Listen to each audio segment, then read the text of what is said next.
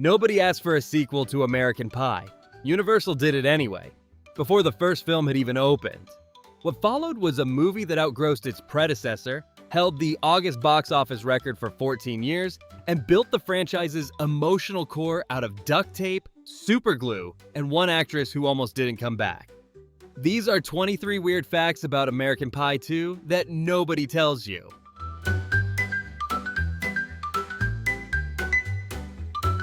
Number 1. The sequel was written before the first film proved itself. Universal greenlit American Pie 2 purely on test screening data, before a single real ticket was sold for the original. But here's the part nobody mentions. Before they even called Adam Hertz, they hired a completely different writer to take the first crack at the screenplay. That draft went nowhere. Only then did Hertz get brought back in to write the version that actually got made.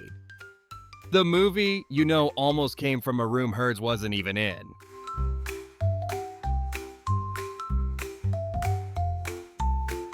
Number 2, the director was the first film's assistant. Paul Weitz didn't come back for the sequel, neither did his brother Chris. Instead, the director's chair went to J.B. Rogers, the first assistant director on the original. For Rogers, this was only his second feature. His debut had been the commercially and critically disastrous Say It Isn't So. Universal handed him a $30 million franchise sequel on the strength of a film most people have actively forgotten.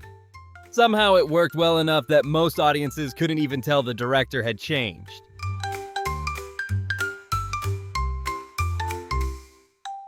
Number 3. The budget nearly tripled. The original cost $11 million.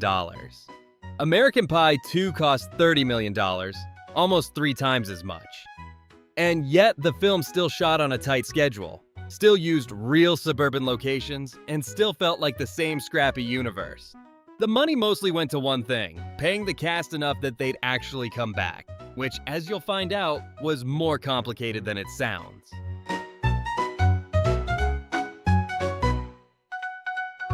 Number 4. Allison Hannigan was on the lowest pay tier. In the first film, the cast was split into pay tiers. Hannigan has said publicly that she and Sian Williams-Scott were both placed at the bottom of those tiers, the C tier, because their characters were considered side roles. Scale plus 10% to the agent. No negotiation.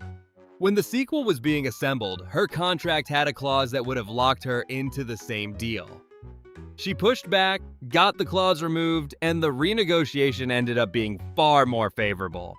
The franchise's emotional center almost came back on the exact same terms as a background player. Number 5.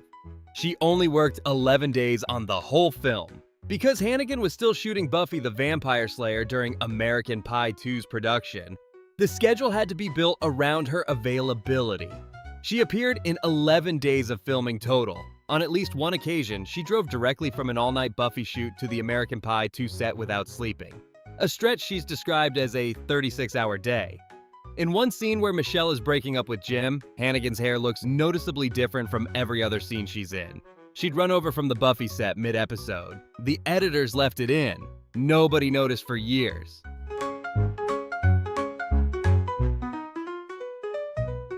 Number 6. The film outgrossed the original. American Pie made $235 million worldwide on an $11 million budget. American Pie 2 made $287 million on $30 million. The sequel didn't just beat its predecessor, it held the record for the highest August opening weekend for an R-rated film for 14 years, until Straight Outta Compton broke it in 2015. It also topped the domestic box office for 3 consecutive weeks, which hadn't happened since Pearl Harbor earlier that same summer. A movie that nobody required turned out to be the most commercially successful entry in the franchise. That record held for over a decade.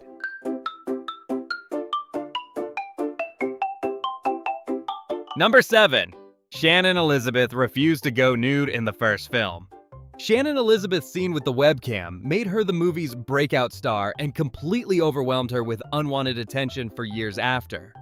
When American Pie 2 came around, she returned, but drew a firm line. She has publicly said she declined to perform any nude scenes for the sequel, specifically because of how the aftermath of the first film affected her. The marketing still put her front and center. The audience still showed up expecting her. She wasn't wrong to hold the line.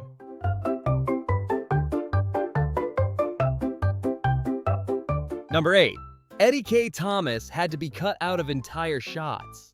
During the film's pivotal lesbian scene, where Jim and Stifler are trying to watch two women and end up having to perform acts on each other as a condition, Eddie K. Thomas, playing Finch, was supposed to be standing right next to them. He wasn't. He was laughing too hard at Sian William Scott to get through a single usable take. Directors eventually stopped trying to get clean shots of him and just cut around his position entirely. The editing in those scenes is unusual for a reason. Thomas's genuine corpsing is baked into the film's structure. Number 9. Stifler's dad was completely erased from the final cut. Chris Penn was cast as Stifler's dad and shot a sizable portion of the film. He appeared in publicity materials. He was in the behind-the-scenes footage. Then test audiences watched the cut and the studio made a decision. According to director J.B. Rogers, the problem wasn't Penn's performance, it was the character itself. The dynamic between Stifler and his dad read as too aggressive and mean, draining the film's comedic energy rather than adding to it. Adam Hertz later took the blame directly, saying the character was so beyond offensive that he thought it would be funny. But neither the studio nor audiences agreed. The entire subplot was removed weeks before release. One of the deleted scenes reportedly involves Finch losing control of a tantric exercise when Stifler's dad massages his shoulders. That one stayed deleted, probably correctly. Number 10. The role was written with Bill Paxton in mind. The character of Stifler's dad wasn't conceived with Chris Penn in the room. It was written specifically for Bill Paxton. Paxton agreed to do it, then had to exit due to a scheduling conflict. He was in pre-production on Frailty, the directorial debut that would become one of the most underrated horror films of the 2000s. Penn stepped in, shot the role, and then had every frame of it removed before the movie opened. The character was considered again for American Wedding, with Tim Allen's name floated for the part, before the subplot was dropped entirely.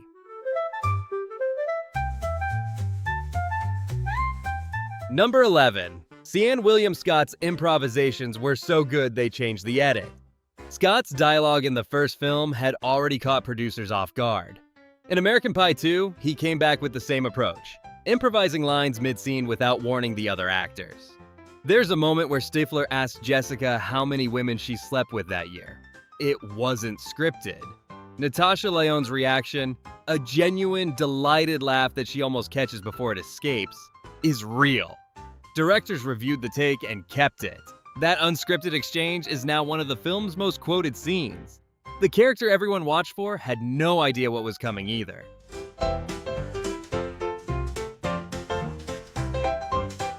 Number 12. A condom company deal fell apart because of the MPAA. Universal struck a marketing partnership with Ansell Healthcare, the maker of lifestyle condoms. The deal included product placement inside the film and a television commercial linking the brand to the movie. Universal submitted the commercial to the MPAA for standard approval. The MPAA rejected it outright. Their standing policy prohibited condom advertisements and content intended for general audiences. The product placement stayed in the film. The commercial never aired. Ansell's marketing VP went to the press and called it a double standard. A film built entirely around sex couldn't be associated with contraception. Universal didn't dispute the characterization. They just didn't change anything. The MPAA blocking a condom ad from a movie literally called American Pie. Only in Hollywood. If you're enjoying this kind of behind-the-curtain movie history, subscribe. New breakdowns drop every week. Now, about Casey Affleck and the credit situation that somehow got weirder with every film he made for this franchise.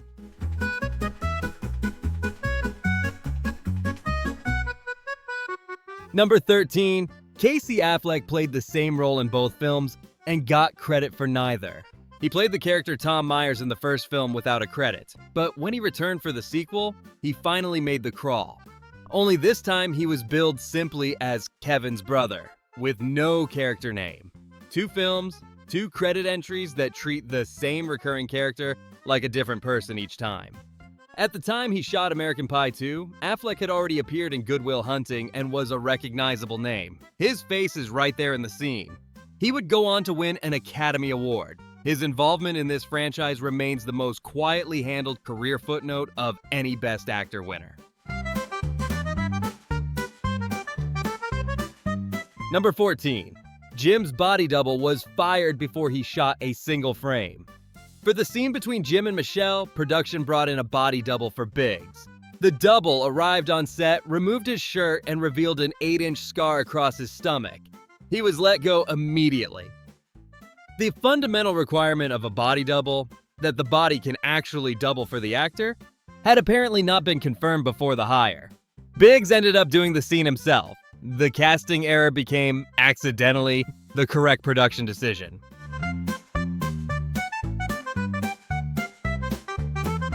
Number 15. The shooting schedule started on Valentine's Day. Principal photography on American Pie 2 began on February 14, 2001. Whether that was intentional or just the way the calendar landed has never been confirmed, but it's the kind of detail the marketing team would have loved and nobody ever used.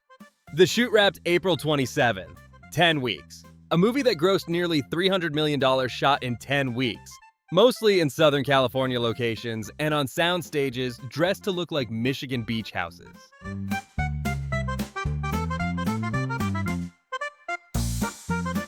Number 16. Eugene Levy. Improvised everything again. In the first film, Levy quietly rewrote Jim's dad's entire characterization before cameras rolled and handed in something nobody had asked for. In the sequel, producers didn't even try to hold him to the script. Levy has confirmed he improvised the bulk of his dialogue in American Pie 2 as well, working through scenes directly with Biggs and the director rather than from the written page. Jim's dad became the franchise's most beloved recurring presence because one actor kept rejecting what he was given and replacing it with something more human, and then kept doing it again.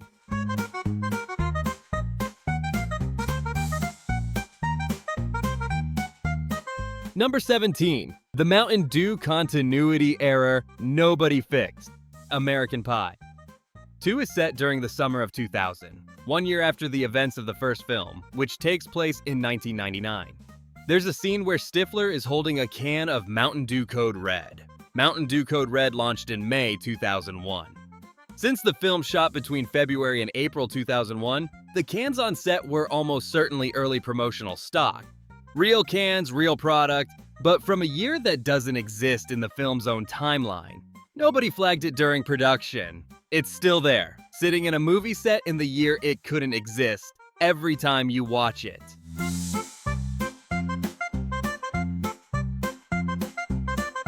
Number 18. The deleted trumpet aftermath was too much even for this movie. The film includes a scene involving a trumpet and Jim that is, by any reasonable measure, already as far as a mainstream comedy should go. A deleted scene went one step further. The next morning, the band camp counselor who unknowingly played the instrument is shown with a significant fungal rash around his mouth. Test audiences found it genuinely repulsive rather than funny. A different response than disgusted laughing. And the filmmakers knew the difference. The scene was cut. There's a version of American Pie 2 that would have made you put the film down. You didn't watch that version.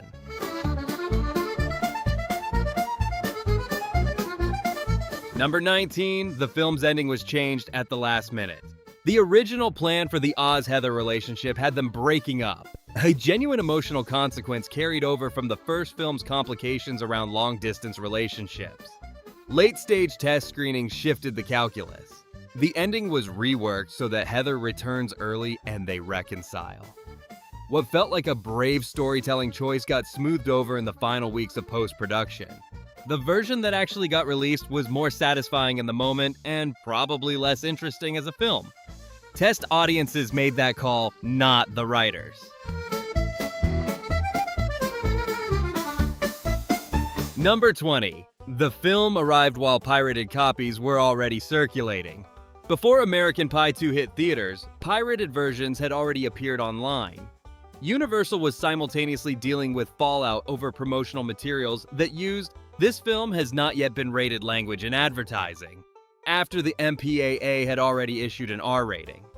The studio was running two problems in parallel: unauthorized distribution before release and an MPAA complaint about marketing compliance.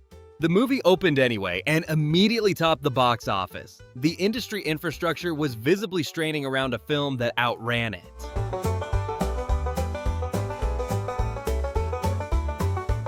Number 21. The director and writer. Both appear in the film and actually made the credits. Adam Hertz and J.B. Rogers both gave themselves cameos in American Pie 2. They appear in the scene with Kevin's brother, listed in the official credits as younger business suit Hertz and older business suit Rogers, respectively, standing just to the right of Casey Affleck. Easy to miss, almost certainly unnoticed by most people who've watched the film multiple times. But unlike nearly every other cameo in this franchise, they did make the credits. The writer of the first film and the director of the second both appear in the sequel, and both are officially acknowledged, buried at the bottom of a credit block, but there. Number 22. MILF entered the mainstream through this franchise. The term wasn't invented by American Pie. It existed in niche internet culture before the first film. But the 1999 original, specifically the scene where John Cho's character uses it while looking at a photo of Stifler's mom, pushed it into mainstream vocabulary. American Pie 2 continued that, building Stifler's mom into a fully recurring character and treating the Finch-Stifler's mom dynamic as genuine franchise mythology. A word that barely registered before 1999 had been absorbed into the cultural vocabulary by 2001. The sequel consolidated what the first film accidentally popularized.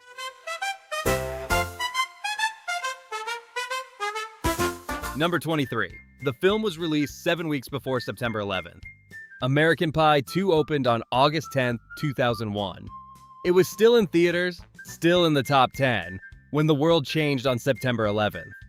The version of pop culture it represented, carefree, dumb, horny, summer-obsessed, consequence-free, belongs entirely to a specific pre-September 11th moment in American life. The film had topped the box office for 3 weeks and was winding down its run when that era ended.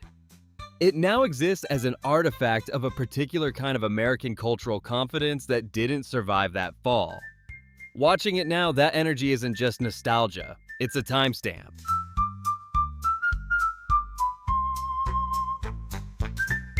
"23 years later, American Pie 2 remains the most successful film in the franchise. Built on a director nobody had tested at this scale, a cast partly held together by scheduling logistics and contract renegotiations, and a plot that was being recut weeks before release, it still outperformed everything that came before or after it. That's the franchise in miniature, constantly almost falling apart and somehow always landing. If this kind of behind-the-curtain storytelling is your thing, subscribe, hit the bell, and drop a comment.